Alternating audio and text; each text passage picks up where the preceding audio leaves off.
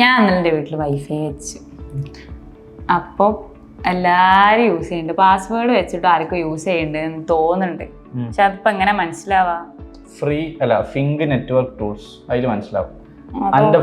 എൻ്റെ വീട്ടിൽ wifi connect ചെയ്താലും എൻ്റെ ഇപ്പോൾ എനിക്കൊരു എവിടെ ഈ വൈഫൈ കണക്ട് ചെയ്താലും ആ വൈഫൈ ആരൊക്കെ കണക്ട് ചെയ്തിട്ടുണ്ട്, എത്ര ആൾക്കാർ യൂസ് ചെയ്യുന്നുണ്ട്. ഇപ്പോൾ പാസ്വേഡ് വെച്ച വൈഫൈ ആണെങ്കിലും ചിലർ പാസ്വേഡൊക്കെ കഷ്ടപ്പെട്ട് ക്രാക്ക് ചെയ്തിട്ടൊക്കെ എടുക്കും.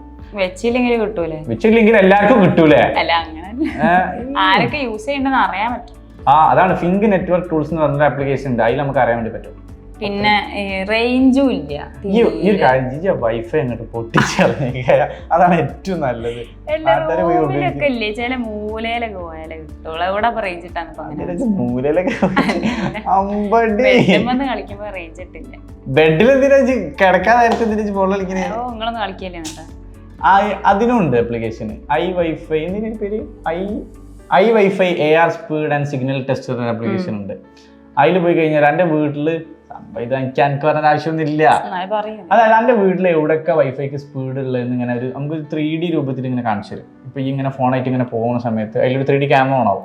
ഇങ്ങനെ പോകുന്ന സമയത്ത് എനിക്ക് ഇങ്ങനെ കാണാം വൈഫൈക്ക് എവിടെ കൂടുതൽ signal കിട്ടണമെന്നൊക്കെ.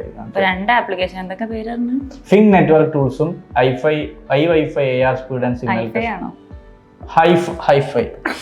I wifi AR speed and signal test.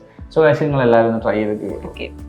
So ഇതുപോലുള്ള കൂടുതൽ ഇൻഫോർമേറ്റീവ് ആയിട്ടുള്ള വീഡിയോസിനും കെൻമയുടെ online and offline digital marketing കോഴ്സിനെ കുറിച്ച് കൂടുതൽ അറിയാനും അഡ്മിഷൻ എടുക്കാനും ഡിസ്ക്രിപ്ഷനിൽ കൊടുത്ത നമ്പറിൽ ഇപ്പോൾ തന്നെ കോൺടാക്ട് ചെയ്യും.